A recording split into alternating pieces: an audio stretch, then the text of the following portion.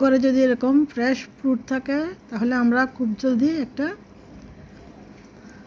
Fruit custard তৈরি করে নিতে পারি। এখানে আমি আধা লিটার আড়ঙের গরুর দুধকে 2 চামচ বড় চামচের এই যে আমি যেটা দিয়ে নাড়তেছি শুকনো দুধ পাউডার অ্যাড করেছি এবং এখানে 2 টেবিল চামচ কাস্টার্ড পাউডারকে আমি অল্প একটু দুধ দিয়ে মিশিয়ে নিয়ে এই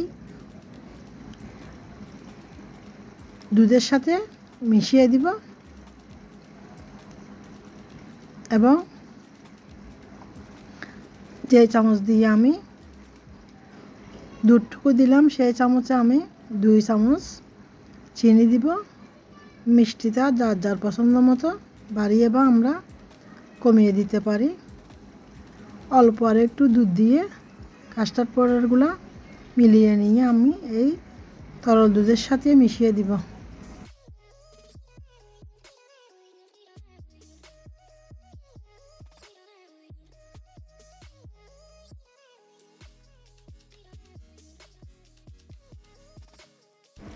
স্বাদ অনুযায়ী চিনি দিয়ে আমি এটার ব্লক তুলে নিলাম এবং ফুটিয়ে নিয়ে প্রায় 25-30 মিনিট রেখে আমি ঠান্ডা করে নিয়েছি।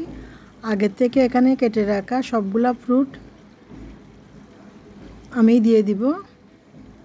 এখানে আমি সুন্দরের জন্য চেরি পলিশ করেছি আর কাঠবাদাম আর কিশমিশও অ্যাড করেছি। যার যার পছন্দ মতো আরও বেশি ফ্রুট অ্যাড করা যাবে।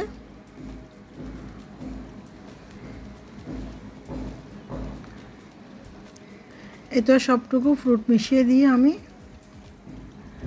ভালোভাবে দুধের সাথে ফলগুলো মিশিয়ে নিলাম। ফল মেশানো হয়ে গেলে আমরা যার যার পরিমাণ মতো পছন্দ মতো পরিবেশন করব। ফ্রিজে একটু ঠান্ডা করে নিয়ে খেলে আরও ভালো লাগবে।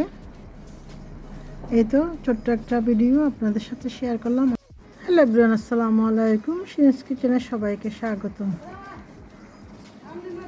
এভাবে আমরা খুব সহজে ঘরে থাকা ফ্রুট দিয়ে খুব সহজে আমরা কাস্টার্ড ফ্রুট তৈরি করে নিয়ে খেতে পারি।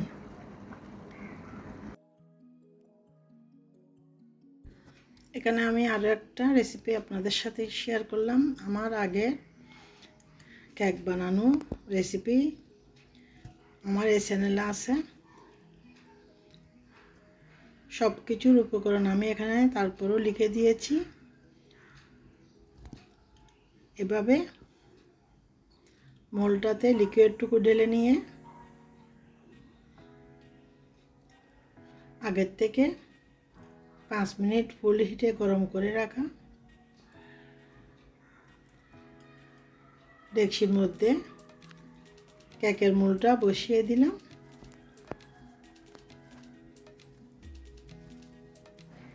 এভাবে আমি ঢেকে দিয়ে উপরে একটা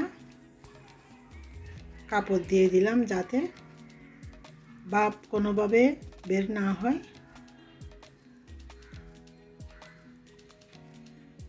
এভাবে ঢেকে দিয়ে আমি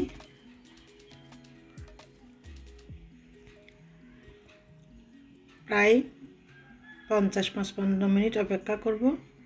কেক 80% হয়ে গেলে আমরা উপরে এভাবে ড্রাই ফ্রুট দিয়ে দিতে পারি। এখানে আমি চেরি ফল কুচি, কাঠবাদাম কুচি আর উপরে কিশমিশ দিয়ে দিলাম। এটা আমি যদি প্রথমে দিতাম তাহলে কেকের ভিতরে ঢুকে যেত, সেজন্য উপরে দিয়ে দিলাম। এখানে উপরে থাকবে এবং খেতেও খুবই সুস্বাদু মজা হবে। এভাবে ড্রাই ফ্রুটগুলো উপরে দিয়ে আবারও সুন্দর করে ঢেকে দিব।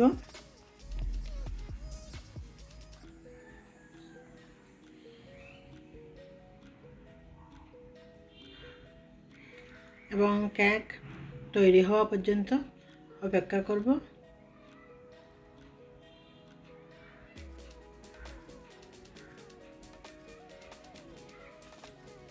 দুই একবার চেক করে নিব একটা শলা বা কাঠির সাহায্যে। কেকের ভিতর যদি শলার মধ্যে লিকুইড লেগে না থাকে তাহলে বুঝবো কেক ভালো মতন হয়েছে।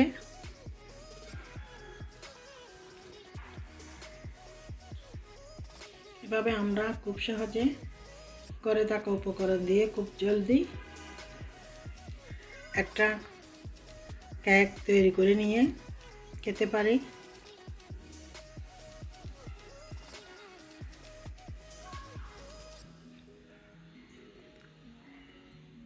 মাশাআল্লাহ 50-55 মিনিটের ভিতর খুব সুন্দরভাবে কেকটা তৈরি হয়ে গেল। এই তো মোটামুটি 2টা সকাল বিকেলের নাস্তা আপনাদের সাথে শেয়ার করলাম। লাইক সাপোর্ট করে সাথে থাকুন এবং সুন্দর সুন্দর ভিডিও দেখতে থাকুন এবং শিরিনস কিচেন চ্যানেলটি সাবস্ক্রাইব করুন।